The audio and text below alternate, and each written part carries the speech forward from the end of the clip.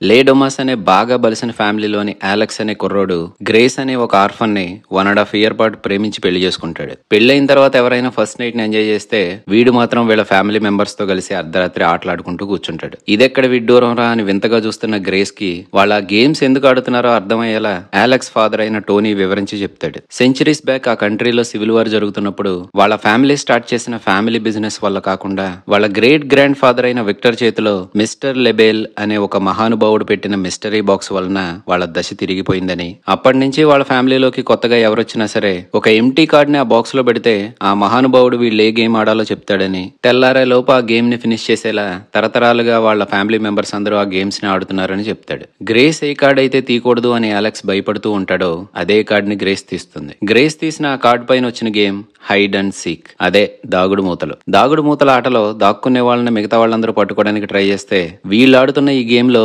అక్కడున్న వాళ్ళందరూ గ్రేస్ ని చంపడానికి ట్రై చేస్తారు. ఇదేం పోయే కాలంరా మీకు అంటున్న గ్రేస్ కి వాళ్ళందరూ చెప్పే ఒకే ఒక మాట, తెల్లారే లోపు నువ్వు పోకపోతే మేమందరం పోతామని. గ్రేస్ వాళ్ళందరి నుంచి తప్పించుకోవడానికి చాలా సార్లు ట్రై చేసి ఆ మహానుభావుడైన మిస్టర్ లేబేల్ కి ఇంకా బలి కాబోతుంది అన్న టైంలో తెల్లవారిపోతుంది. అయినా సరే గ్రేస్ ని బలిద్దామని వాళ్ళు అనుకున్నప్పటికీ వాళ్ళెవ్వరూ ఊహించని విధంగా గ్రేస్ తప్ప అక్కడ ఉన్న వాళ్ళందరూ ఒక్కొక్కళ్ళు బెలూన్స్ పేలినట్టుగా పేలిపోతారు. దానికి కారణం ఆ మహానుభావుడైన మిస్టర్ లెబెయిల్. అప్పటి వరకు వాళ్ళందరూ డబ్బు ఎక్కువ ఏం చేయాలో తెలియక ఇలాంటి పిచ్చ పిచ్చ గేమ్స్ ఆడే సైకోగాళ్లు అనుకుంటున్న గ్రేస్ కి లెబెయిల్ కనపడి బయటికి పొమ్మంటాడు. గ్రేస్ బయటికి వస్తుంది, ఆ ఇల్లంతా తగలడిపోతుంది. అనుకోని అదృష్టంతో అవసరం లేని దరిద్రం కూడా వచ్చే అవకాశం ఉంటుంది అన్నట్టుగా తీసిన ఈ సినిమా పేరు రెడీ ఆర్ నాట్.